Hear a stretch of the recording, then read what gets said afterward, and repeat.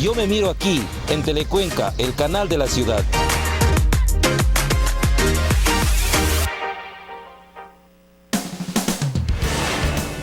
Fin de espacio publicitario. Telecuenca, el canal de la ciudad.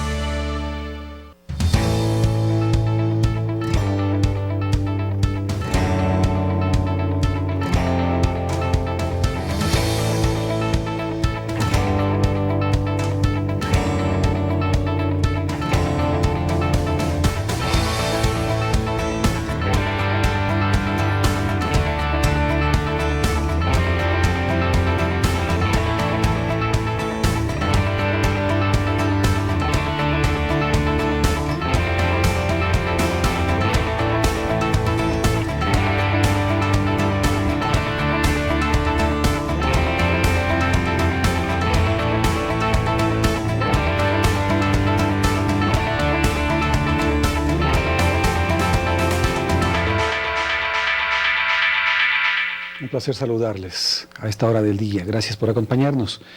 Nosotros estamos muy agradecidos siempre por esa oportunidad que nos brindan cada día de poder llegar hasta la intimidad de sus hogares o hasta ese lugar de trabajo en el que usted se encuentra este momento. Un abrazo también a todos quienes se unen a través de las redes sociales y nos acompañan en nuestra señal virtual. A quienes nos están siguiendo en las Islas Galápagos a través de telecuenca.es, también nuestra gratitud y nuestro aprecio sincero. Hoy estamos muy agradecidos por la gratísima compañía que tenemos en nuestros estudios. Se trata realmente de un caballero, de una persona que ha dado mucho, sobre todo a las letras, al arte, y que tiene esa capacidad de, a través de la sencillez, poder transmitir toda una cantidad de conocimientos y toda una cantidad de inspiración. Pues me refiero a un importante y destacado escritor de nuestra región, de nuestro medio, que hoy es docente en la Universidad de la SUAY, él es investigador, y que ha participado también en un sinnúmero de obras, una cantidad de publicaciones y de libros, toda una trayectoria de vida dedicada al cultivo de las artes y sobre todo al tema de la literatura. Vamos entonces a compartir este espacio con el doctor Osvaldo Encalada Vázquez. Me siento muy honrado de tenerlo aquí entre nosotros, muy agradecido también por esta deferencia que nos hace de acompañarnos el día de hoy y le damos la más cordial bienvenida. Bienvenido, doctor Osvaldo Encalada Vázquez. ¿Cómo está usted? Buenos días, Patricio. Primeramente, buenos días. Le presento mi saludo muy cordial, afectuoso a usted. Muchísimas gracias. Y a toda la gente que nos está mirando en este momento a través de este, que es el primer canal que tuvo la ciudad de Cuenca hace ya pues más de 50 años. Un canal, comentábamos un poco hace un momento, que nos permitió ver los primeros dibujos animados de nuestra vida y las primeras series televisivas. De modo que para mí es realmente gratísimo estar aquí, como digo, en esta especie de canal primigenio para la ciudad, que luego pues ha crecido y sigue dando un buen servicio de orientación y noticias, en servicio a la comunidad, que es tan importante en estos momentos, ¿no? Comunicarnos de forma adecuada. Pues sí, para mí es un gusto y muchísimas ojalá gracias. pues podamos compartir estos momentos para hablar de la lengua, de la literatura, de cuestiones que tienen que ver con nuestra identidad azuaya, morlaca, cuencana, aquellas cosas que nos identifican en cualquier parte del mundo. Muchísimas gracias por sus palabras tan generosas. Realmente, Telecuenca ha hecho un esfuerzo grande y esta tarea de estar con la señal ininterrumpida al aire 53 años hace ver precisamente del esfuerzo que ha hecho la Universidad Católica de Cuenca y quienes han pasado a través de este medio a fin de poder llegar con información, con entretenimiento, pero sobre todo con esa cercanía, ¿no? Hablando siempre de temas que son nuestros. Y en ese contexto, pues hoy queremos conocer un poquito más al doctor Osvaldo Encalada Vázquez. Bueno, revisando un poco en la internet algo de información de el distinguido invitado con el que vamos a compartir hoy, me encontré con una sorpresa, ¿no? Me encontré con que decía el doctor Osvaldo, nace en Honorato Loyola, provincia de Manabí, y cuando llegó hoy le dije, doctor, usted ha sido manabita y no me ha contado. Cuénteme cómo es ese tema, doctor. Sí, yo soy nacido en la parroquia Honorato Vázquez. Honorato Vázquez, sí. Así, dicho a secas, pues no dice gran cosa, ¿no? Pero resulta que en la provincia de Manabí también hay una parroquia llamada Honorato Vázquez. Entonces parece que algunos estudiantes de las universidades de Manabí, que hacían estudios sobre literatura, sobre lengua, sobre cultura, consultaron esto y se encontraron con el nombre Honorato Vázquez y enseguida me adscribieron a la provincia de Manabí. Pero yo soy nacido en la parroquia Honorato Vázquez del cantón Cañar, provincia del Cañar. Así que ahí hay una especie de confusión que yo no la he creado, obviamente, que se la forjaron algunos estudiantes de la propia provincia de Manabí, pero mis raíces están en la provincia del Cañar. Luego vinimos acá a la ciudad de Cuenca, y aquí he estado en mis estudios de escuela, de colegio, de universidad, de modo que podríamos decir que se ha hecho toda la vida en la ciudad de Cuenca. Bueno, entonces, queriendo conocer un poquito más a nuestro invitado, nace entonces en la parroquia Honorato Vázquez, aquí en el cantón Cañar, en el año 1955.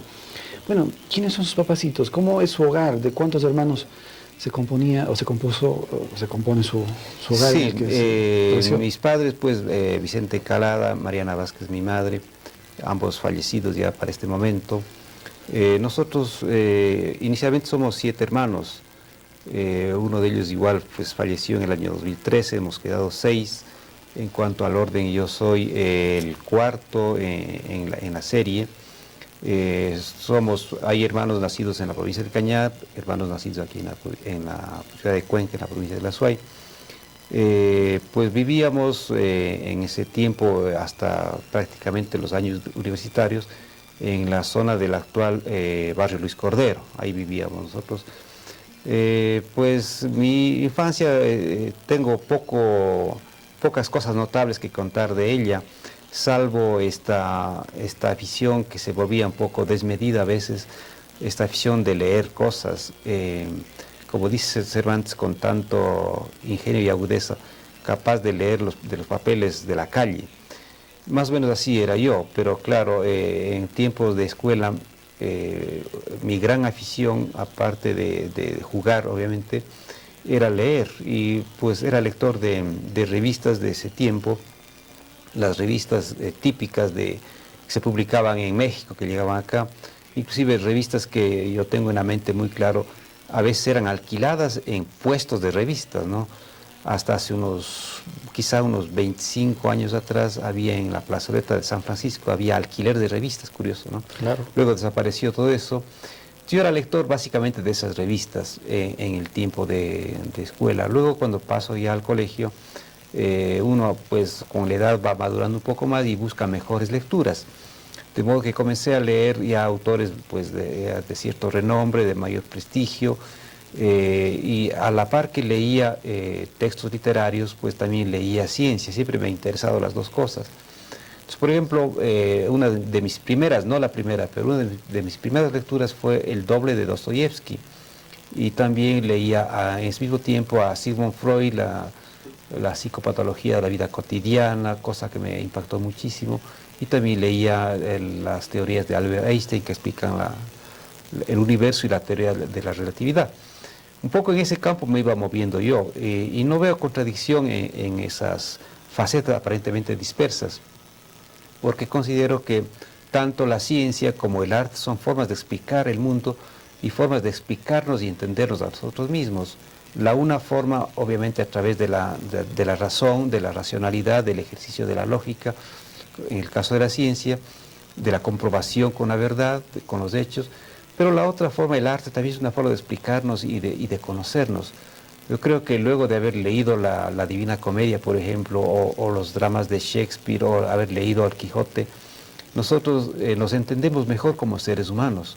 Y eso es lo que hace el arte. También nos da ventanas para entendernos y entender al otro. Por tanto, en esta aparente dispersión de búsquedas, yo no veo ninguna contradicción. Son formas de entender el mundo, como digo, a través de la ciencia o del arte. Entonces, ¿qué le diré? Esa necesidad de estar inmerso en el tema de la literatura surge desde la escuela. Pero en primer lugar es atrapado usted por la lectura de estos cómics o de estas revistas cómicas, pero luego ya en el colegio empieza a sentir la necesidad de avanzar hacia otro escalón en el tema de literatura, de lectura sobre todo, y avanza ya a generar ciertos escritos. Entonces, sus estudios en la escuela los hace aquí en la Escuela Luis Cordero, sí, ¿no? Y luego estuve yo en la Escuela Luis Cordero y luego paso al normal. En ese tiempo era normal, ahora ya desapareció prácticamente, Manuel J. Calle. Yo estuve ahí los 6 años y me parece que es a partir del año 68, cuando estaba en segundo curso posiblemente, que comienzo a escribir. Ya de esa época es mi relato primigenio, una historia de ciencia ficción no muy amplia, ilustrada por mí mismo, pues el soporte eran hojitas de papel pequeñas que iba reuniendo. Lamentablemente de ese texto nada ha quedado, nunca tuve la precaución de guardarlo. Quizá me explico debido a que no me veía a mí mismo trabajando más tarde, años más tarde, en el campo de las letras. Quizá eso hizo entonces que descuidara y no haya conservado.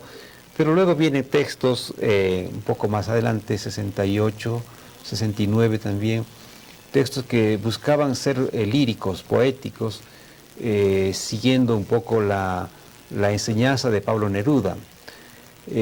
Pero tuve también la fortuna de darme cuenta que esos trabajos, entre comillas, no tenían ninguna calidad poética y por tanto, eso sí, con mucho gusto los destruí.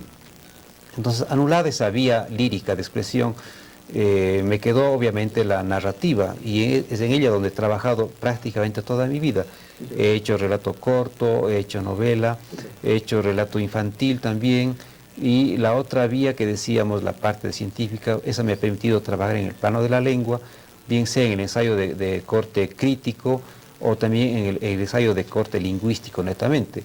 Y precisamente la muestra de eso último que hablo es este libro que salió hace 15 días, La lengua morlaca, editado por la Municipalidad de Cuenca, que es un ensayo de corte lingüístico sobre nuestras palabras, nuestra expresión, como señal de identidad de los cuencanos.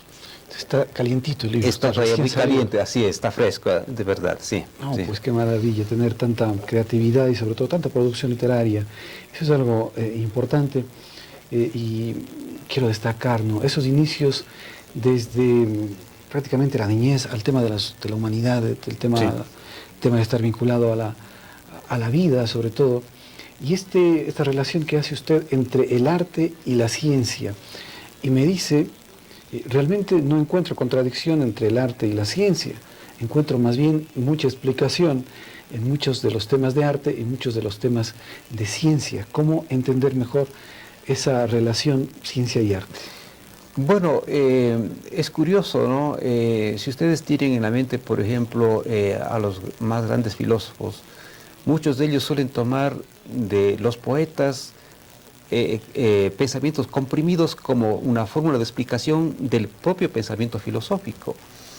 Eso lo han hecho muchísimos, por ejemplo, regresar a Homero y tomar frases, regresar a Shakespeare y tomar frases, regresar a Dante y tomar frases. Eso hace Schopenhauer, por ejemplo. Schopenhauer es imposible de comprenderlo si es que él no tiene un fundamento literario de donde va tomando datos que parece que le complementan a su pensamiento. Entonces, eso a mí realmente me da la certeza de que aquello que he dicho, de que el arte y la ciencia son formas complementarias, es verdad. En mi caso, en el caso de muchísima gente, creo que a veces un pensamiento filosófico, un pensamiento poético pueden permitirle a uno taladrar la oscuridad y entender el mundo. Y eso hace la ciencia también. Stephen Hawking dice, el universo en una cáscara de nuez, se llama uno de sus libros. Eso, el universo en una cáscara de nuez. Y ese es un verso de Shakespeare. Entonces, miren cómo se complementan maravillosamente tanto el pensamiento científico como el pensamiento literario. Y no es de asombrarse porque ambos, el pensamiento científico y el pensamiento poético son creaciones del ser humano, del cerebro humano. Y el cerebro humano está para hacer grandes cosas también. Este tipo de estudios de astrofísica de Stephen Hawking le llamaron la atención también. Siempre me llama la atención, me ha llamado mucho tiempo la atención, debido a que por razones de mi propio trabajo teórico, he querido llegar, así como la astrofísica explica, o como teoría, claro, porque eso es indemostrable, explica cómo nació el universo a través del Big Bang, la gran explosión. Asimismo pienso yo que en el plano de la cultura, y ese es mi trabajo teórico, digo, en el plano de la cultura hay también un Big Bang para que comience la cultura. Y es muy curioso, es extremadamente curioso que el Big Bang físico, digamos, comienza desde la singularidad, que dicen que eso es Dios, porque ahí no se puede saber qué existe, pero a partir de la explosión de la singularidad se crean el espacio y el tiempo. Antes de eso no hay ni tiempo ni espacio. Y en el caso de la cultura, muchas de las culturas comienzan creando el espacio y el tiempo. Por ejemplo, en la Biblia se habla de que al principio todo era caos y el Espíritu de Dios flotaba sobre las aguas, eso dice.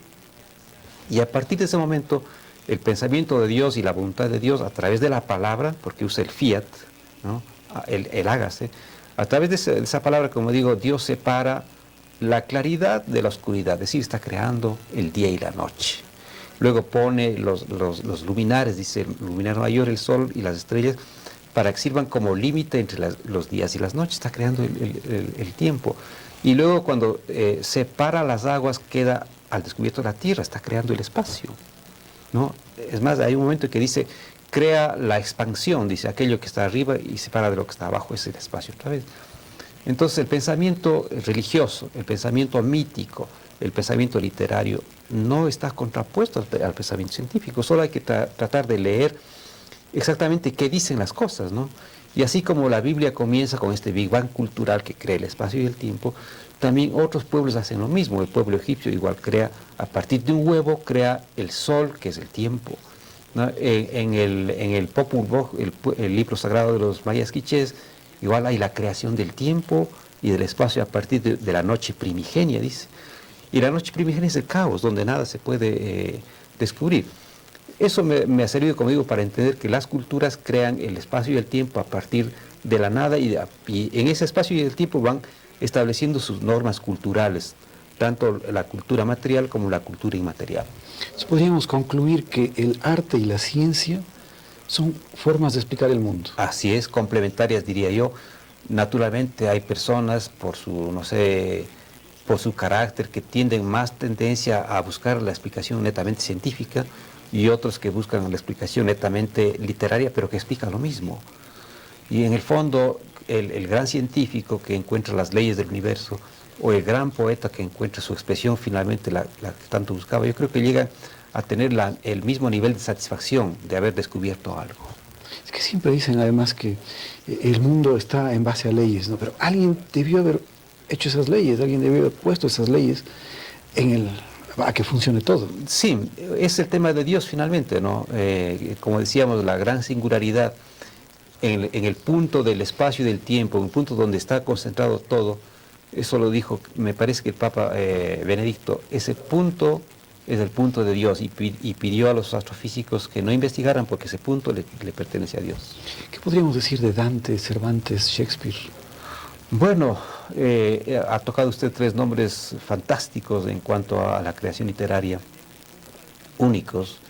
Yo creo que la humanidad sería extremadamente pobre si no existieran si no hubieran existido estos tres seres humanos, ¿no? Han dado vida a todo, ¿no? Al lenguaje. Sí, al lenguaje, a la cosmovisión occidental, a autoconocernos. Yo creo que Shakespeare nos ha permitido conocer nuestros caracteres humanos, ¿no? La nobleza, la ambición, la ruindad, la bajeza, el carácter noble, eso está en Shakespeare. En Cervantes ni se diga este juego contrapuesto entre lo grande y lo pequeño, entre lo oculto y lo popular, entre la imaginación y la verdad, entre la imaginación y la realidad, porque finalmente Cervantes está siempre jugando entre los dos extremos, ¿no? Y esa es la maravilla de su novela, que está de un lado a otro, nunca está detenido en un solo sitio, hasta llevarnos finalmente a la conclusión de la novela, que es la muerte del ideal, con la muerte de Don Quijote. Es una de las novelas más grandes del universo, ¿no?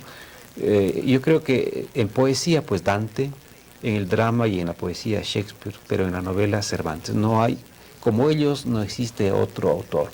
En el ensayo podríamos decir Montaigne, en explicación filosófica desde Platón, por ejemplo, el mismo Kant, pero para mi gusto Schopenhauer está casi a la altura de Platón, ¿no? Una expresión filosófica clara, maravillosamente clara, que a uno le permite ver y entender el mundo. Finalmente la filosofía quiere eso, explicar el mundo, explicar por qué es así el mundo. Y esa explicación me la ha dado pues Schopenhauer, ¿no? Con una claridad, con una lucidez que pasma, con una lucidez que le permite a uno decir, bueno, después de esto ya no hay nada. Otros de los co-creadores también de cultura, anclados en la filosofía, ha dado usted, Sócrates, Aristóteles, sí, Platón. Por supuesto. Sin duda generan esos quiebres en la vida del mundo.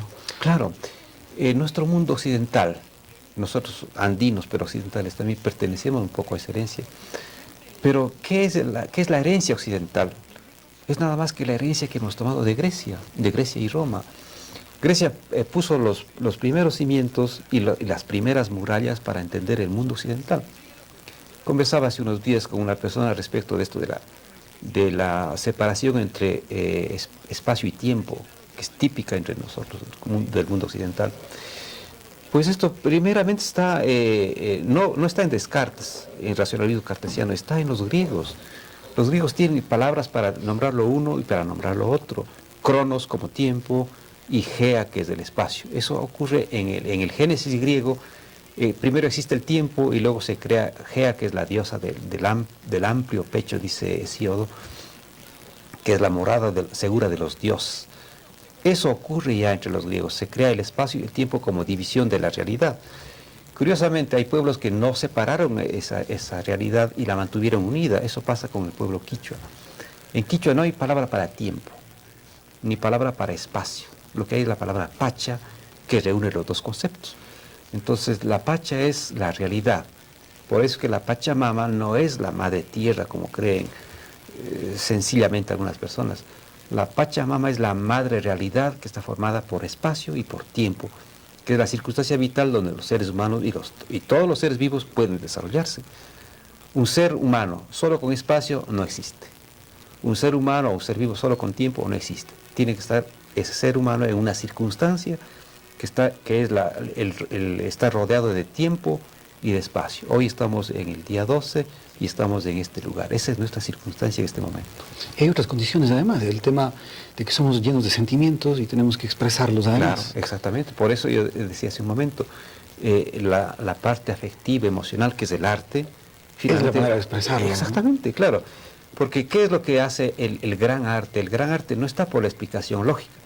Si uno quisiera explicación lógica, pues hace ciencia, hace filosofía, pero el arte no está por esa vía. Está frío, pues. No está, exactamente, no está interesado. Por eso es que el arte es tan maravilloso y le atrapa a uno, le seduce a uno. El arte, la función del arte es seducir al lector, al que mira, al que escucha. Eso hace el arte. ¿Es un don innato? Yo creo que me parece que hay algo de innato, ciertamente, pero a ese pequeño puntito que puede ser de innato, hay que sumarle unas dosis enormes, formidables, gigantescas de trabajo constante, de trabajo diario, de dedicación permanente para que ese puntito pueda de pronto crecer y llegar a dar buenos resultados. ¿Cómo cayó atrapado usted en el tema de las letras? Bueno, sí había escuchado, y debe ser cierto, yo respeto muchísimo esa opinión, he escuchado a gente que decía, yo tenía un tío que tenía buenos libros, yo tenía mi abuelito que me prestaba libros, yo tenía un profesor que me llevó metafóricamente a leer, ¿no? No, yo caí por mi propia cuenta, esa es mi absoluta responsabilidad. Yo caí en las letras, no sé, seducido por las letras, seguramente fue eso, ¿no? Nadie me empujó en el buen sentido ni en el mal sentido, nadie me llevó, yo me fui a las letras solito, aunque luego debo reconocer que tuve el apoyo de algunos profesores que me prestaban libros. No fueron profesores de literatura para mí, me prestaban libros, me orientaban en ese sentido, y también están las bibliotecas, ¿no? Mi vida no se concibe sin la existencia de las bibliotecas. Qué importante, ¿no? Conocer toda esta temática y sobre todo esta capacidad de poder expresarnos tantas cosas de tan alto nivel y con tanta sencillez y con tanta claridad. Yo le quiero pedir un minuto de su tiempo para poder salir a una pausa. Necesitamos compartir algo de información también con nuestros televidentes. Al volver estamos conversando con el doctor Osvaldo Encalada Vázquez. Ya lo escucharon. Realmente nos da mucho gusto sentirnos acompañados de tan brillante ciudadano, tan brillante escritor. Venimos enseguida, no se vayan.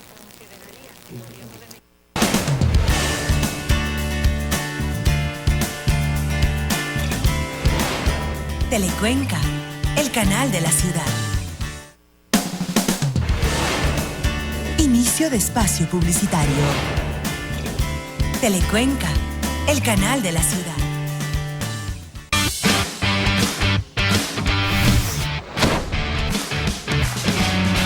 El tercer simposio de gestión ambiental y desarrollo sostenible se realizó en el marco de la celebración del Día Mundial del Medio Ambiente. En nuestro caso, como Universidad Católica, tenemos 4 ponencias magistrales con docentes que tienen su grado de doctorado, con temas sobre biochar, con temas de arquitectura sostenible, con temas de microorganismos benéficos, entre otros. Además, nuestros docentes de la carrera de Ingeniería Ambiental están participando en 2 talleres de modelación ambiental y de estadística basada en R para la ingeniería ambiental. La temática del simposio es la economía circular, entendida como un modelo económico y productivo alternativo. Es importante compartir experiencias, compartir trabajos que se están realizando y hacer una mancomunidad investigativa aprovechando todas las fortalezas que tenemos. Este espacio es propicio para un intercambio de ideas, experiencias, conocimientos y sugerencias sobre la actual problemática ambiental, nacional y mundial. Adrián Sánchez, Cato Play.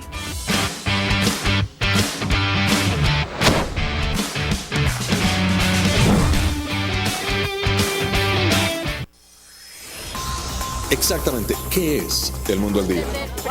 Tenemos toda la información de los acontecimientos más relevantes que suceden aquí en Washington. Y estaba tratando de hablar con el mandatario para que él se lo comunicara. Nuestro equipo de periodistas ofrece un ángulo diferente. La Casa Blanca, el Pentágono, el Departamento de Comercio. No resistencia en el Congreso, pero sí se espera que... Pedidos por el presidente Barack Obama. Soy Gonzalo Abarca y este es el Mundo al Día.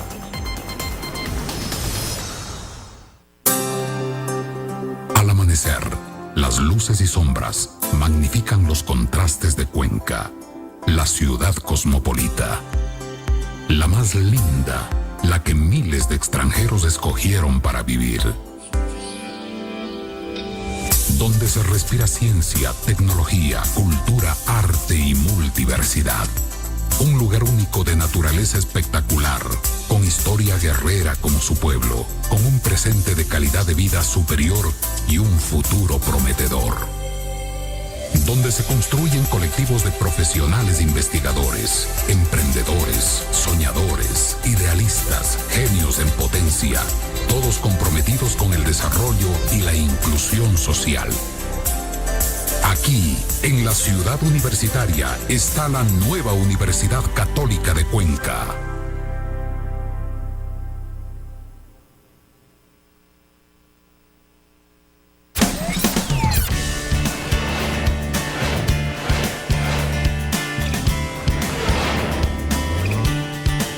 Telecuenca, el canal de la ciudad.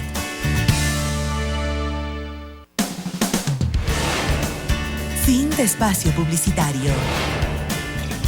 Telecuenca, el canal de la ciudad.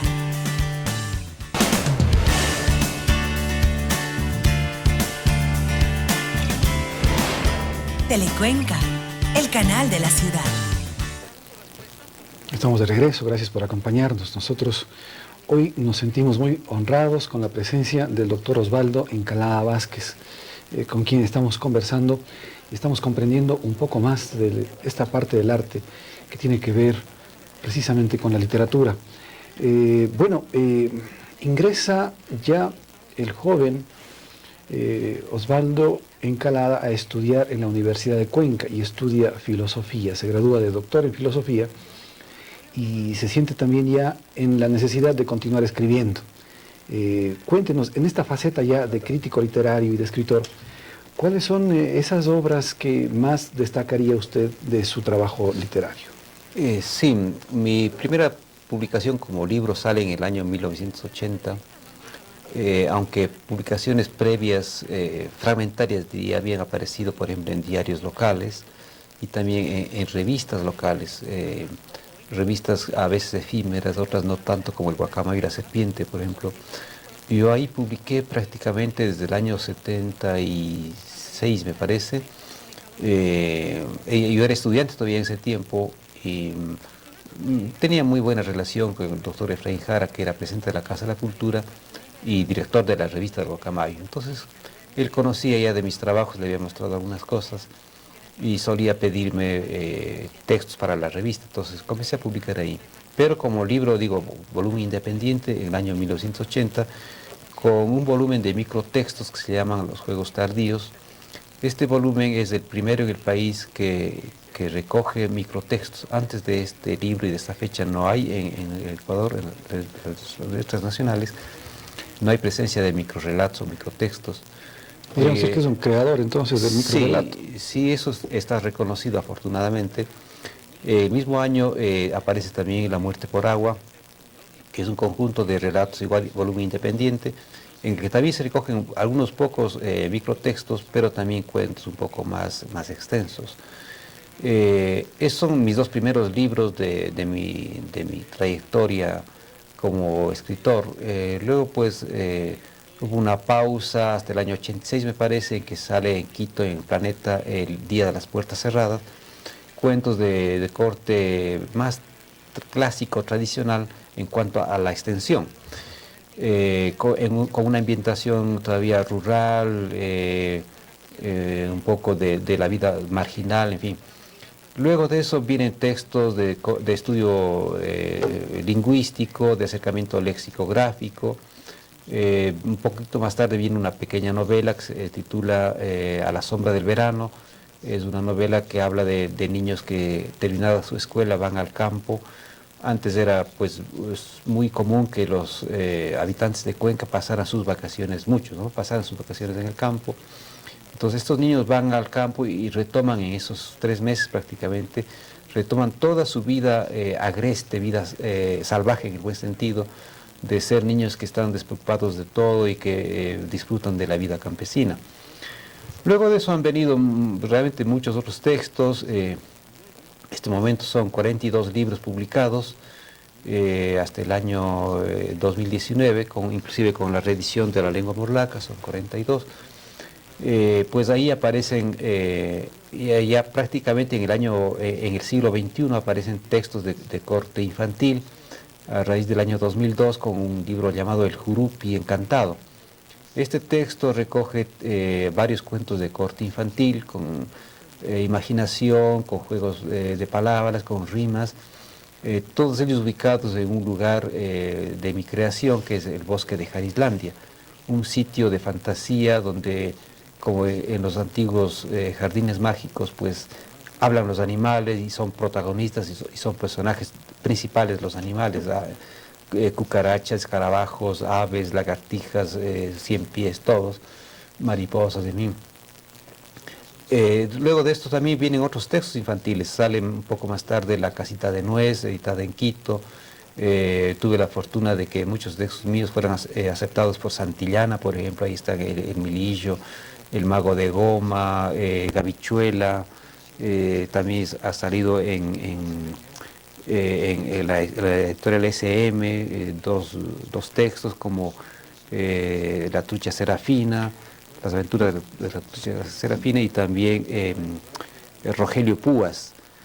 Pero nunca he descuidado la parte, como digo, de trabajo sobre la lengua. Salieron, por ejemplo, el diccionario de artesanía ecuatoriana con el CIDAP, la fiesta popular en el Ecuador con el CIDAP, lengua y folclor con el CIDAP. En una edición conjunta entre el CIDAP y la Universidad de la SUAY salieron los 5 tomos de toponimia ecuatoriana, que es un diccionario. En el plano que va entre el humor y la investigación están 2 diccionarios, el diccionario para melancólicos del año 98 me parece, y en el año 2006 diccionario de la vista gorda. Y en esa línea también, pues como digo, en el año 2016 salió la primera edición de La Lengua Morlaca, que tuvo mucha acogida y se agotó rápidamente, lo publicó el municipio. Y viendo que tenía acogida, pues pensamos en hacer una segunda edición, que es esta precisamente, en la que no solamente mejoramos ciertas cosas internas, sino también acrecentamos el volumen léxico con alrededor de unas 500 palabras nuevas, todas con su respectivo ejemplo, ¿no? Como se puede ver, la portada es muy bonita, la portada le pertenece al gran pintor Patricio Palomeque, que nos cedió la portada, ¿no? Un libro compacto, de pasta dura, muy atractivo, para quienes tengan interés, pues todavía lo está entregando la Municipalidad de Cuenca, previa una solicitud muy breve, le entregan en la biblioteca municipal. Un poco ese es, pues a vuelo de pájaro, digamos, mi producción en cuanto a libros. ¿Qué es lo que usualmente usted escribe? Bueno, del 100% de mi tiempo, yo diría que el mínimo el 85% estoy dedicado a la creación del microrrelato. Es decir, aspectos que se mueven entre la captación poética de un escenario y también la parte narrativa. Suelo conjugar las dos, ¿no? Una visión descriptiva y una visión narrativa de los hechos. Eso yo hago todos los días, de forma absolutamente religiosa. Desde el año 76 que llevo los registros, no me he detenido hasta ahora ni un solo día. Espero seguir así. Entonces, ahí voy creando textos, tengo miles y miles y miles de textos. Ojalá en algún momento tenga la decisión y obviamente el canal y la oportunidad de poder publicar un volumen, digamos, más, poco más grande de estos microrelatos, ¿no? Que están ahí esperando. Ahora, nos ha dado nombres ya de autores, de escritores. ¿Cuál es ese autor al cual usted admira mayormente? Bueno, en la narrativa, el primer lugar siempre estará ocupado por Miguel de Cervantes. Y de Miguel de Cervantes, no tanto todos sus trabajos, que son de enorme calidad, sino en concreto el Quijote. Y luego admiro mucho la expresión poética. Aunque yo soy narrador, tal vez por esta posibilidad que no pude tener de ser poeta, me gusta hacer ensayos sobre poesía también y leer poesía también. En las letras nacionales, por ejemplo, se me vienen los nombres de Gonzalo Escudero, de Carrera Andrade, de Francisco Granizo Rivadeneira, de Efraín Jara Hidrobo, muerto hace un poco más de un año. Esos nombres para mí son vitales de mi formación, por la enorme calidad poética de su expresión, ¿no? Sobre todo en el plano metafórico. Para mí la poesía casi se reduce a metáfora.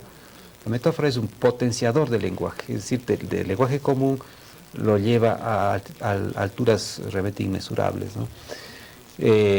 Fuera de las letras nacionales, hablando de poesía, pues está Borges, está la poesía clásica española, desde el mismo Garcilaso, ¿no? La mística española, que es tan profunda en cuanto a significaciones.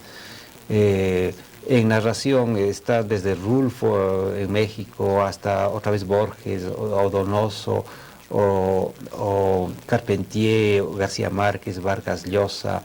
Un poco esos son mis referentes, ¿no? En las letras, en la narración nacional, pues están Uvidia, están Jorge Dávila, está Raúl Pérez, el actual ministro de Educación, está Alfonso Cuesta y Cuesta, ¿no? El gran narrador de Cuenca. Yo creo que para entender el alma cuencana, su espíritu, su identidad, hay que leer la novela llamada Los hijos de Alfonso Cuesta y Cuesta. Es la mejor descripción que se ha hecho del pueblo de Cuenca, de las tejedoras de Cuenca, ¿no? Más o menos en los años 30 del siglo pasado. ¿Cómo ve usted a la nueva generación de escritores aquí en Cuenca?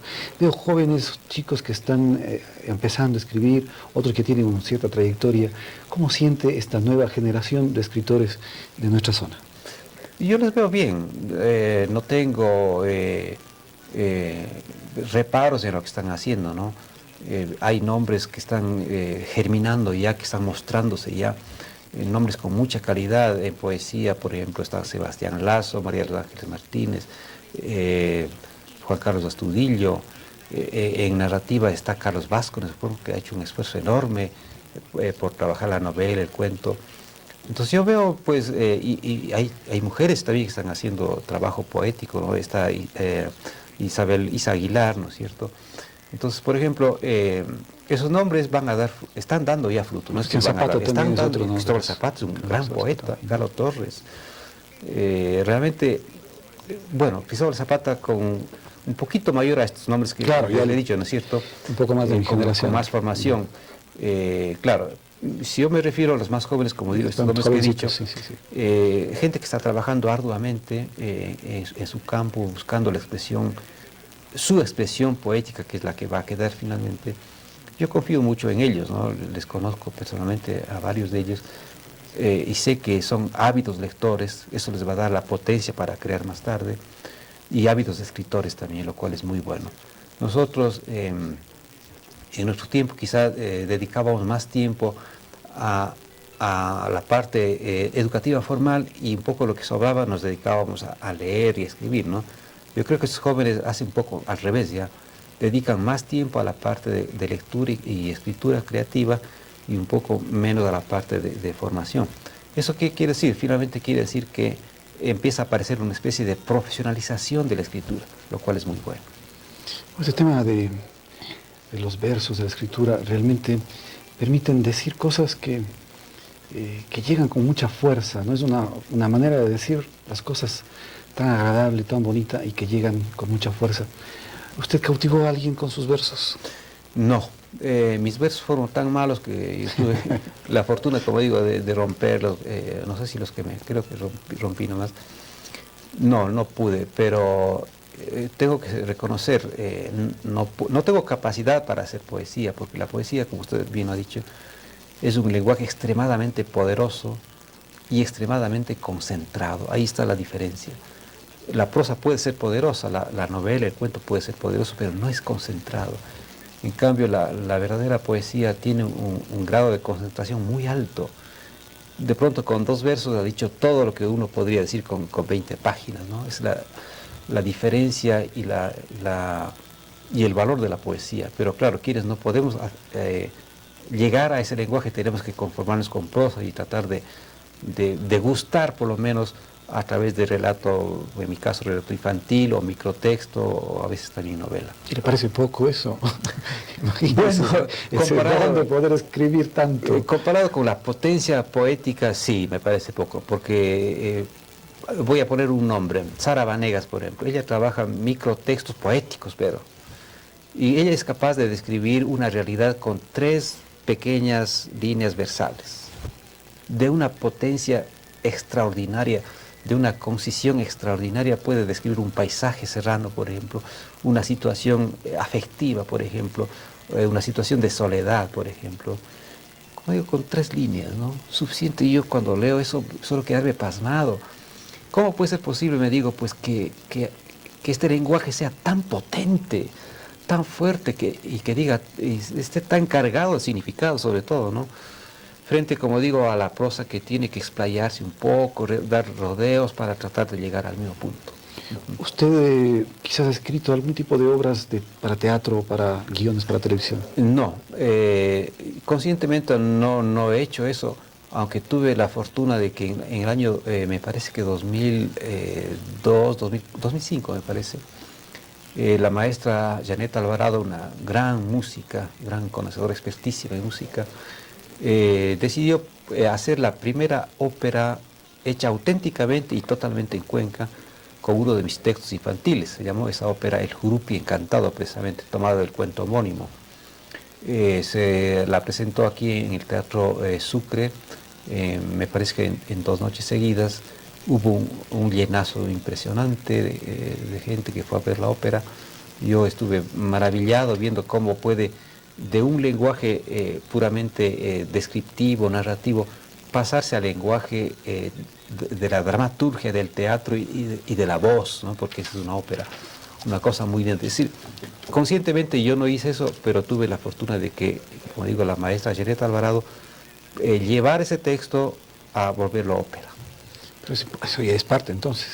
Sí, ahí está mi texto, pero yo no escribí un guión de ópera, quiero decir, ¿no? Yo escribí un cuento, pero se lo tomó, así es. Fue la base, sí, claro. Así es. Ahora, usted me ha dicho quisiera hacer algo más.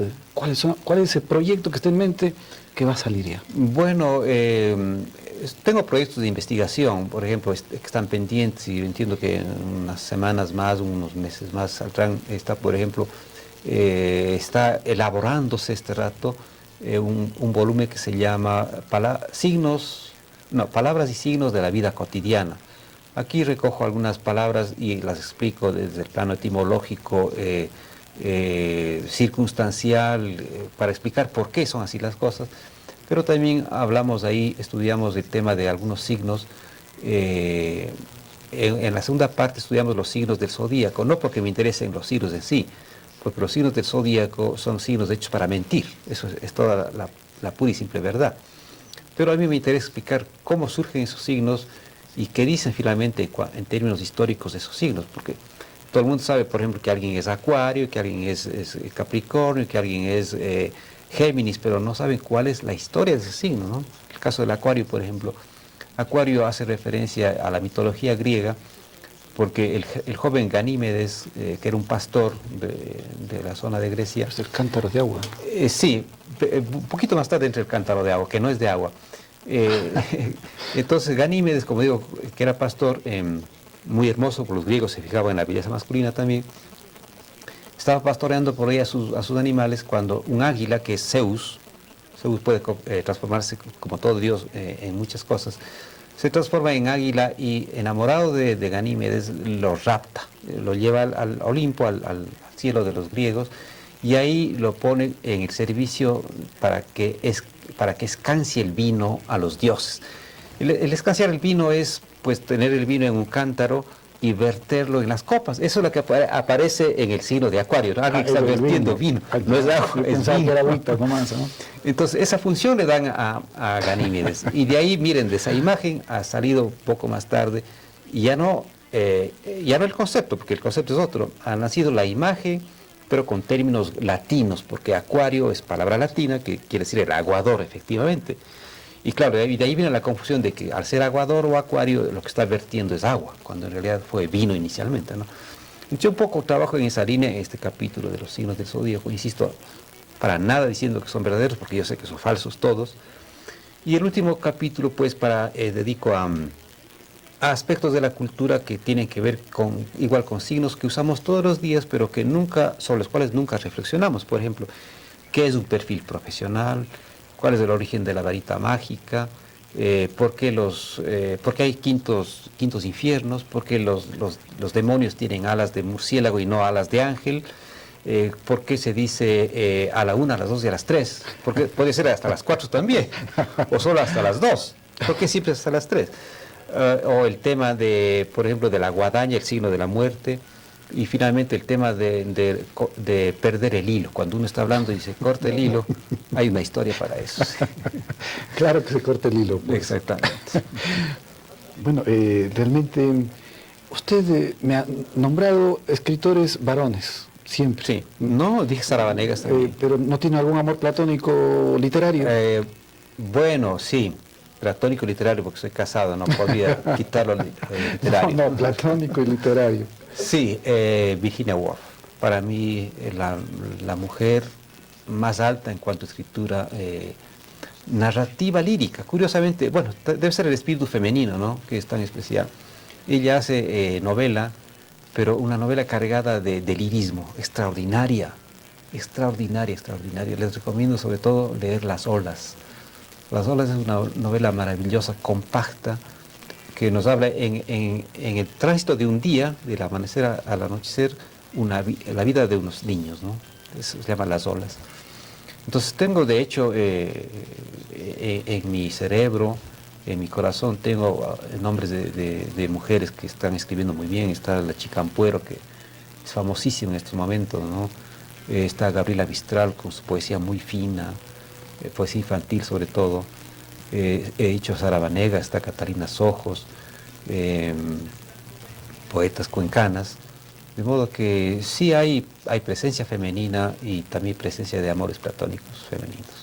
En el tema literario, ¿no? En el tema literario volvemos a recalcar. Insistimos. Precaución. Precaución, sí. Bueno, nosotros estamos conversando con el doctor Osvaldo Encalada Vázquez, este brillante escritor, pero sobre todo este gran personaje con quien hoy compartimos este espacio. Nos sentimos muy orgullosos y muy contentos por esta deferencia que nos ha hecho en venir a compartir este espacio del día con nosotros. Queremos pedir nuevamente un espacio de tiempo para salir a una pausa. Tenemos temas importantes que compartir con nuestra audiencia y al volver seguimos conversando con este brillante escritor. Estamos de regreso enseguida.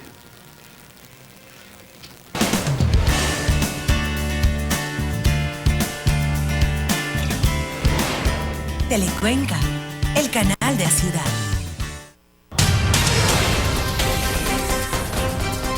Las noticias más relevantes de la ciudad. El país y el mundo están aquí. Cuenca al día. En sus 2 emisiones, de las 13:30 y 19 horas. Telecuenca, el canal de la ciudad.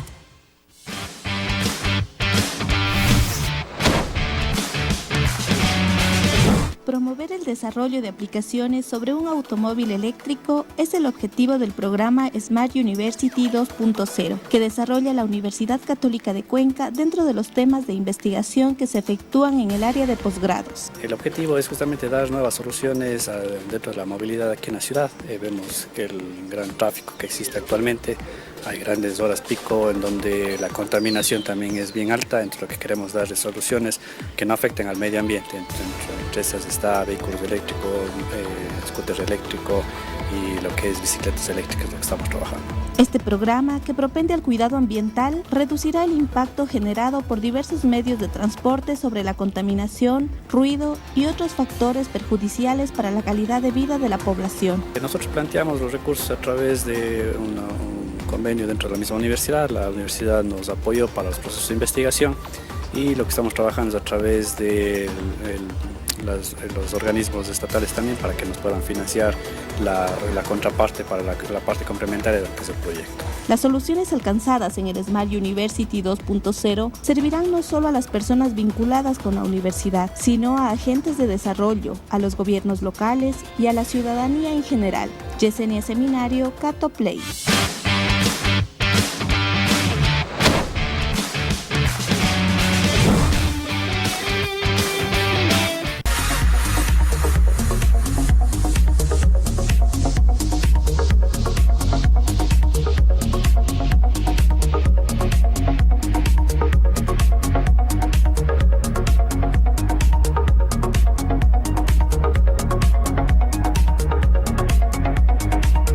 La Editorial Universitaria Católica brinda a sus clientes el mejor servicio e impresión con la más avanzada tecnología. Sus folletos, revistas, libros y demás artículos cuentan con la calidad que solo Edúnica le puede ofrecer. Nuestra amplia trayectoria y un personal altamente calificado garantizan un trabajo profesional. Encuéntrenos en la Tomás Ordóñez 641 o contáctenos al 283-0135.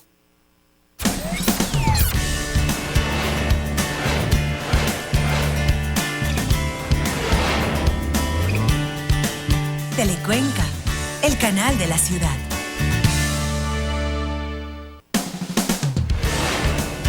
Fin de espacio publicitario. Telecuenca, el canal de la ciudad.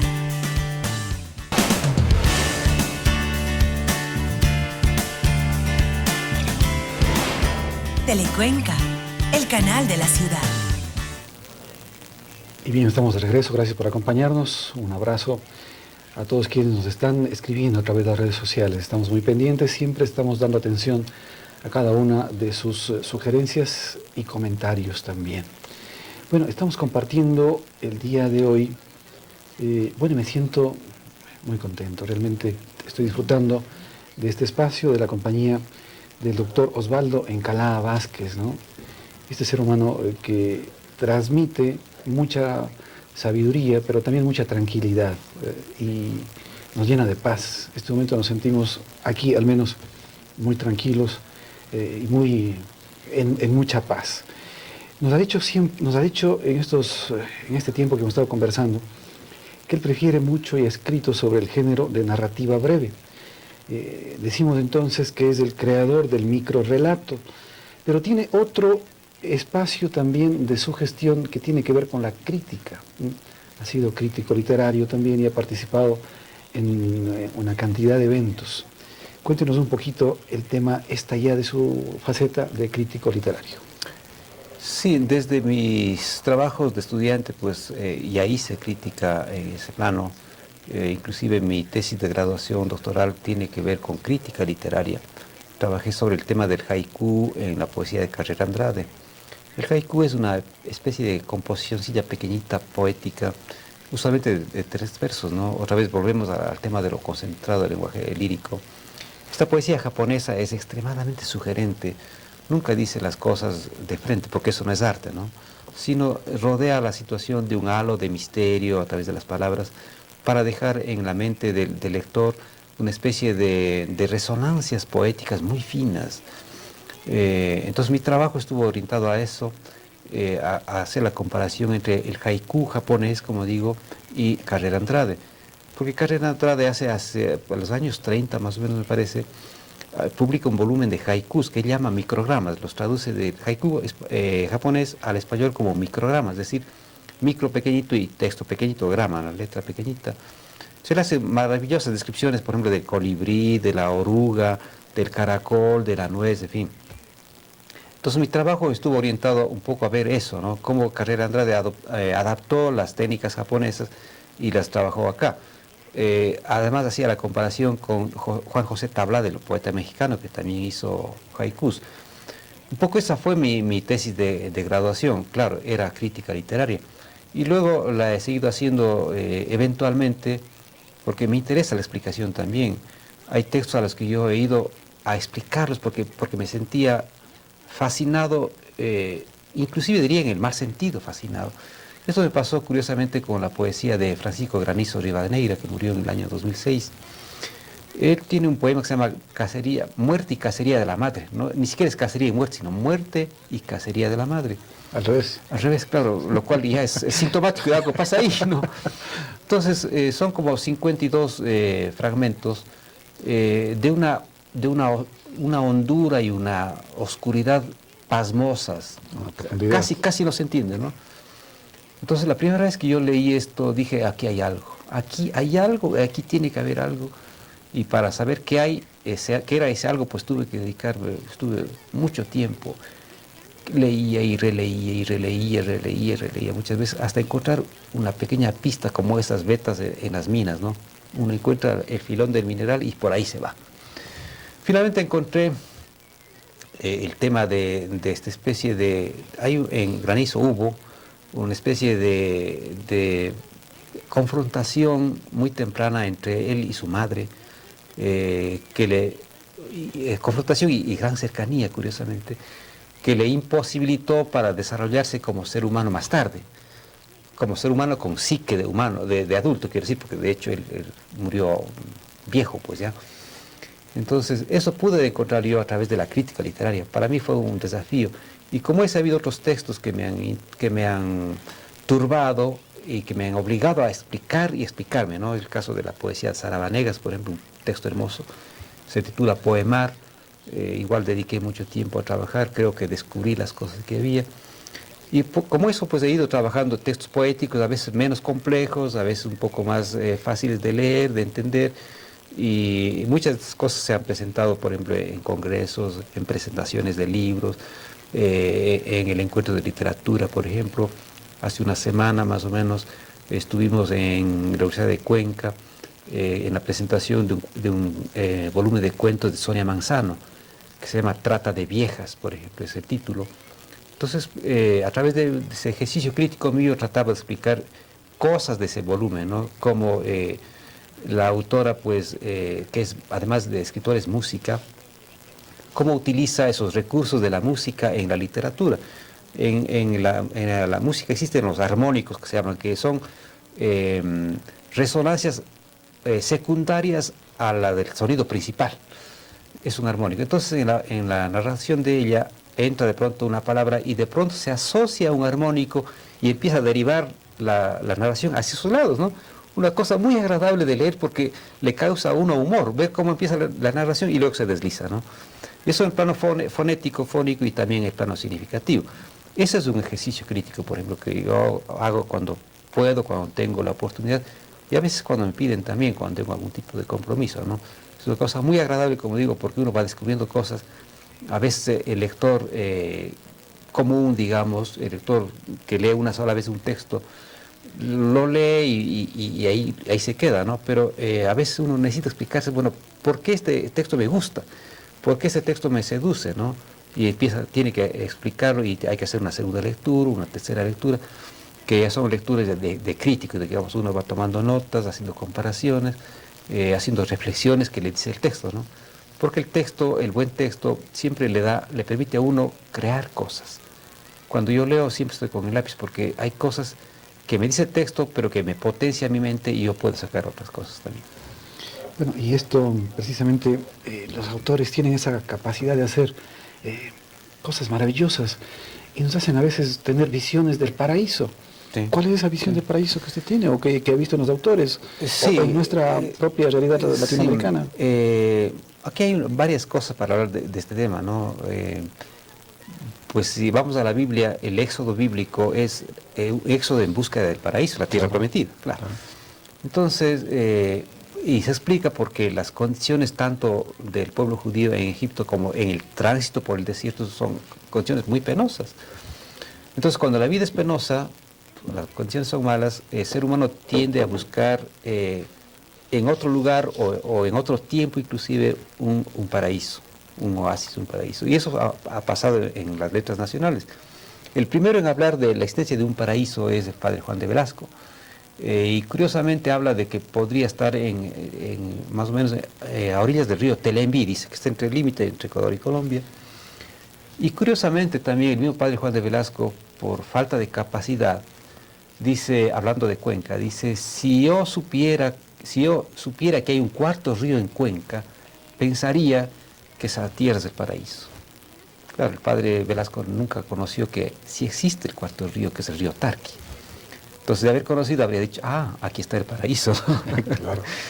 Pero fuera de eso, que suena un poco a broma, digo, han hablado del paraíso, Juan Montalvo, por ejemplo, él lo ubica a las orillas del río Napo, dice, habla de las arenas auríferas, como el río Gijón y el Pisón del paraíso tienen arenas de oro. Habla también de la parte norte de Imbabura, antes del terremoto, ese es un paraíso para Juan Montalvo. Luego aquí en el Azuay están hablando, por ejemplo, de que la costa es el paraíso para nosotros, de que el oriente es el paraíso para nosotros. Cuesta y Cuesta, aquí ya citamos hace rato, por ejemplo, en los años 20-30 del siglo pasado, en la época de una de las grandes sequías y hambrunas, él cuenta de cómo los campesinos de la zona azuaya migraban hacia el oriente en búsqueda del paraíso. ¿Cuál era el paraíso para ellos? Tener tierra donde cultivar y donde cosechar para comer. Ellos se admiran, dice, de que el oriente pueda dar yuca que sea tan gruesa como el muslo de un jíbaro, dice. Es decir, gruesa, llena de alimento, ¿no? Allá y van a los lavaderos de oro también, que es la otra forma. El oro siempre está presente en el paraíso. Van a buscar los lavaderos de oro para buscar el paraíso, ¿no? Y por último, Santiago Páez, ya en el siglo XXI también habla, él describe una sociedad post-apocalíptica ecuatoriana, ¿no? Donde todo se ha destruido y finalmente quienes van a salvar la sociedad ecuatoriana es un grupo pequeño que se dirige hacia el oriente a refundar la sociedad ecuatoriana. Es decir, parece que el paraíso está siempre o bien en el oriente o bien en la costa. El éxodo de Yangana es lo mismo. Los pobladores de Yangana, cuando se sienten amenazados, huyen al oriente. A la zona amazónica. Buscando libertad. Buscando la zona amazónica. Exactamente. Así que el paraíso puede ser que esté en el oriente. ¿Y cuál es su visión del paraíso? Para mí la visión del paraíso es mucho más sencilla, mucho más modesta. Para mí el paraíso es o sería poder seguir leyendo, poder seguir escribiendo, estar rodeado de la gente a quien yo amo, no sé, tener un jardín, tal vez una rosa, eso. Es muy sentimental. Sí, sí, de verdad, sí. Bueno, ha sido premiado también, galardonado con la presea Fray Vicente Solano en el año 2004, cuando estuvo Carlos Castro, este gran amigo a quien enviamos un abrazo, de alcalde de la ciudad de Cuenca, ¿no? Cuando Sí. Fernando Cordero estuvo de candidato a la reelección. Exactamente, ahí la ciudad tuvo la gentileza inmerecida para mí de pues concederme el premio Benigno Malo. Antes de eso recibí como mejor egresado de la Universidad de Cuenca el premio también Benigno Malo, el premio Benigno Malo. Y luego he tenido en 2 ocasiones la fabulosa suerte de que el municipio de Quito premiara mis textos infantiles con el premio Darío Mayorga. Tengo en el año 2010 y en el año 2014, me parece, este premio a la literatura infantil. Realmente una trayectoria muy importante. ¿Qué decir del pensamiento de los escritores ecuatorianos actuales? Yo creo que están haciendo todos un esfuerzo magnífico. Hay muy buenos escritores, unos ya totalmente formados, otros en proceso de formación, lo cual es muy positivo, lo cual pues igual nos permite alentar grandes esperanzas de que nuestras letras darán grandes resultados, de que tendremos poetas y narradores de muchísima calidad. Creo que se están formando muchos de ellos para eso. Los otros, los que ya están formados, pues están produciendo, ¿no? Usted nombraba a Cristóbal Zapata, por ejemplo, y al lado de él yo pongo el nombre de Galo Torres, por ejemplo, magníficos poetas, mucho más jóvenes que nosotros, pero que están creando, ¿no? Que están haciendo trabajo artístico, trabajo cultural de gran peso. Bueno, este libro que hoy tiene entre sus manos y que nos ha traído a presentar también la lengua morlaca, que nos ha dicho, está pero recién salido del horno, está pero listo para ser degustado por aquellos que gustan de la buena literatura. El trámite, nos dice, es únicamente solicitar en la biblioteca de la Municipalidad de Cuenca el libro. Se acerca con, hay que hacer un escrito. Sí, algo. sí, perdonen los amigos y las amigas de la sintonía, y discúlpenme ustedes. Por favor, Patricio, más bien. Pero lo que pasa es que he pedido disculpas porque hay personas que han considerado este trámite como engorroso, como burocrático. La situación es que el municipio como entidad necesita hacer el descargo de los libros, y para eso pues alguien debe registrar el nombre, no sé, el número de cédula, la firma, etcétera, de la persona que solicita y pide y se lleva el libro. Esa es la explicación de por qué se está pidiendo esta solicitud. Además que no soy yo quien la está pidiendo. Ojo, yo no tengo por qué decir, no tengo por qué pedir nada a nadie, ¿no? Entonces es la municipalidad la que pide, como digo, como una forma de descargo de la salida del libro, pide esto. Hay que hacer una pequeña solicitud, apenas 3 líneas, poner la fecha, dirigida a la licenciada Tamariz, Adriana Tamariz, que es la directora de Cultura del municipio de Cuenca. Pues el texto dice, y yo, el nombre X, solicito la donación de este libro para mi uso personal. Agradezco la gentileza, agradezco la atención a la solicitud. Pone su nombre, el número de cédula, firma, y eso es todo. Se sella, entiendo que se sella en la ventanilla única, y de ahí se pasa a la biblioteca municipal y se retira el libro absolutamente gratis para que pueda tener en su casa, cosa que yo lo he dicho muchas veces. Para mí uno de mis sueños dorados es que este libro esté pues en cada una de las casas de los hogares cuencanos, ¿no? Como un elemento de identificación, como una especie de espejo lingüístico de qué es lo que somos y cómo hablamos sobre todo, ¿no? Ese es el trámite, está todavía, la gente que esté interesada está a tiempo todavía, pues ojalá escuchen este llamado y puedan acercarse si es que tienen interés por el libro. Bueno, es un trámite sencillo que no genera ningún inconveniente, ¿no? ¿Cuál es la obra favorita escrita por usted? Bueno, sobre eso no es curioso, iba a decir es curioso, pero no, yo creo que la obra favorita es la última, la que se está haciendo. Está en gestación, entonces es la que recibe más cuidados, más atenciones, pensamiento permanente. A veces cuando estoy trabajando en algo ya definitivo, pues esa idea me está dando las vueltas y digo, aquí falta una coma que no puse. ¿Corrige obras? Claro, también hago trabajo de corrección para la misma Universidad de la SUAY. Pero y en sus mismas obras dicen, no, sí, no claro. he puesto esto. No, de hecho, Y esa es una de las cosas que uno descubre a lo largo del tiempo.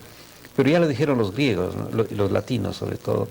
Los latinos aconsejaban escribir y dejar reposar varios años el texto. Es como el vino. Entonces reposa, y tanto así que cuando uno vuelve después de varios meses o años, uno siente el texto ya como ajeno. Y cuando lo ve ajeno, usted puede juzgarle con una absoluta objetividad. Porque cuando uno escribe, uno se encariña con el texto, es lo malo. Y le da pena quitar ciertas cosas, ciertas expresiones, cierta descripción. Pero cuando ha dejado pasar el tiempo y ya el texto es prácticamente ajeno, uno no tiene piedad de nada, entra con el cuchillo, con las tijeras y corta por un lado, corta por otro lado. Y con la aguja y va... Y luego va hilvanando los por otro textos. lado. Claro, sí. Eso es un buen trabajo, sí. Pero ya lo dijeron los latinos, no es idea mía. ¿Alguna vez en sus escritos usted ha matado a algún personaje? No, pero sí han muerto. Sí han muerto. Por ejemplo, un texto que lo recuperé hace un año más o menos, de esos escritos de tiempo de colegio prácticamente. Hay la historia, yo creo que no es mala, pero habría que pulirla mucho más. La historia de una mujer que, muy viejita ya, que vivía sola, pues sus hijos, uno murió, otro se fue. Está muy sola, está pues, agonizando prácticamente. Y en el curso de la narración muere, ¿no? El final es muy trágico porque como está sola, en su vivienda muy pobre, muy pequeña, hay muchas ratas, en fin. Entonces son escenas desagradables. Bueno, en esa historia muere una mujer, por ejemplo. Pero usualmente no soy de carácter tétrico para matar gente en mis historias. ¿Qué secuela espera dejar o qué secuela piensa que ha dejado con sus obras? No sé, no me he puesto a pensar en eso. ¿Qué le gustaría que... Pues... ¿Qué secuela le gustaría dejar entonces? No sé, dejar de pronto pues que este libro estuviera en algún estante de las casas cuencanas, que algunos textos míos de corte infantil sigan gustando a los niños después de algún tiempo, que sigan disfrutando de juegos de palabras, de imaginación, de fantasía, de personajes animales. Quizá eso no, pero realmente es una pregunta que no me había hecho. Llegar al final del libro, escribir el libro. ¿Cuándo decide usted que ya el libro debe terminar? ¿Han existido finales difíciles de escribir? Tanto los finales no. Suele haber mejor tramos del camino que se vuelven difíciles, muy ásperos, como que no encajan, ¿no? Entonces eso implica pues mayor dosis de trabajo. Es como colocar una piedra en un muro, ¿no? Como hizo Cantuña con la iglesia. Uno quiere poner la piedra pero no encaja, entonces implica más trabajo y más trabajo y más trabajo. Pule demasiado y tampoco encaja, entonces otra vez volver a pulir. Esos son tramos que siempre me ha pasado. Hay partes, hay tramos, hay párrafos, capítulos que se vuelven muy difíciles y que implican más trabajo. Finales realmente no tanto, porque solo tener clara la visión de cómo va a terminar la cuestión. Sí. Es importante esa tarea, ¿no? A veces a la mente se nos vienen ideas en el momento que se está escribiendo. ¿Usted escribe lo primero que se le viene a la mente o la está pensando, la está poniéndole más bonita a la idea que viene? No, yo no soy el que escribe súbitamente, ¿no? Aunque dice que hay inspiración. Para mí la inspiración es la búsqueda de un ambiente y de unas palabras al mismo tiempo, ¿no? Entonces ese suele ser mi trabajo previo, a veces el trabajo de la víspera, claro, en silencio absoluto, a veces es en el día, en la noche, a veces curiosamente es la situación más inesperada, ¿no? Por ejemplo, si he estado caminando por la calle y he escuchado alguna palabra, o si he visto determinada cosa, diga usted, el rostro de un niño que está jugando, por ejemplo, de pronto eso es un elemento de inspiración. A veces ha sido un dibujo, una pintura, eso me provoca en mí algo y yo digo, de aquí sale algo, ¿no? un ambiente, una mínima historia. Mis microtextos son de 3-4 líneas, por ejemplo. Entonces con ese ambiente y con esa palabra de pronto ya puedo generar alguna cosa. Pero sentarme a escribir sin una idea en la cabeza nunca me ha pasado. Debo tener algo antes para poder sentarme. Entiendo que lo contrario me obligaría a estar sentado mucho tiempo pensando previamente. ¿Escribía usted alguna obra en donde usted quiera ser el personaje? ¿O ha escrito alguna obra en la que usted quiera parecerse al personaje o reflejaba ese personaje algo suyo? Es posible que si uno hace la suma de todos los personajes, de pronto encuentre un átomo propio en cada uno de ellos, ¿no? Por ejemplo, en la novela que se llama El ABC de la niña Lola, es posible que ahí hay un personaje que se llama, dos personajes, uno que es el sacristán y otro que se llama el abogado. Son personajes muy contrapuestos. Es posible que algo del sacristán algo mío esté en el sacristán, un átomo. O está el investigador que hace el trabajo de averiguar qué pasó con esta persona, porque es un hombre que está haciendo investigación científica, entre comillas, sobre qué pasó con una persona. Entonces es posible que este investigador algo tenga de lo mío, porque yo también soy investigador de alguna forma. Pero ponerme yo de lleno en un personaje, no me parece que yo sea pues, merecedor de ser un personaje, ¿no? Yo estoy un poco aparte, aunque como digo, puedo tomar elementos de la vida personal, de la vida que me rodea, para incluir en mis textos, ¿sí? Espero que se haya sentido bien en este espacio, espero no haberle importunado con tanta pregunta. No, yo estoy muy contento, como usted bien lo ha dicho. Creo que se describió perfectamente el ambiente en el que hemos conversado hoy, un ambiente de absoluta serenidad, de total calma, y ni se diga de un respeto absoluto entre dos personas, ¿no? Estoy muy contento, me voy realmente muy contento, muy satisfecho. No es una exageración esto, decirlo. Y sobre todo para mí ha sido como una especie de reencuentro con estas primeras imágenes de adolescente que yo tengo cuando llega la televisión a Cuenca, ¿no? Y poder ver, como decíamos, los primeros dibujos animados, en blanco y negro todavía, las primeras series televisivas que nos encantaron, porque Viaje a las Estrellas puede tener la cuarta, la quinta, la sexta generación, pero como la primera no existe. Así es, no existe como la primera. No existe, ¿no es cierto? O las historias estas fabulosas, poco humorísticas de Daktari y el León Visco, ¿no? Muchas series, Batman también que apareció por ahí, los dibujos animados. Para mí ha sido un espacio, un tiempo muy bonito, tiempo y espacio, otra vez la circunstancia, ¿no? Digo, pues una cosa muy bonita para reencontrarme con estas vivencias, reencontrarme con ustedes, con la gente de la sintonía, y saber que estamos trabajando finalmente en el campo que nos gusta, que es la cultura, en el caso de ustedes de la comunicación, con información oportuna, con la diversión, con el trabajo por la colectividad, y yo pues modestamente aportando desde mi punto de vista. Muy agradecido por Muchas todas gracias. sus palabras, por todos sus comentarios. Realmente he disfrutado de este espacio, espero que ustedes también, amigos, hayan tenido la oportunidad de disfrutar de esta gratísima compañía que hemos tenido el día de hoy. Un caballero, un ser humano maravilloso con quien el día de hoy hemos tenido esa gran oportunidad de conversar y aprender mucho. Nos ha hecho reflexionar sobre nuestra visión del paraíso, nos ha hecho reflexionar también sobre el concepto de la ciencia que no está opuesta al arte. Nos ha hecho reflexionar también de que existe un ser, existe Dios que está atrás de todo eso, manejando ese pensamiento inicial de todo. Muchísimas gracias, doctor. Muchas gracias, Patricio, muy gentil. Gracias a ustedes también, queridos amigos, por habernos acompañado. Nosotros les invitamos a compartir con nosotros a partir de las 13:30 con Lorena Coronel, nuestro informativo al mediodía, y en la noche con Mauricio Lupercio a partir de las 19 horas. No olviden que todos los días, desde las 7 horas, ya estamos con información. Hasta pronto, que pasen muy bien. Gracias.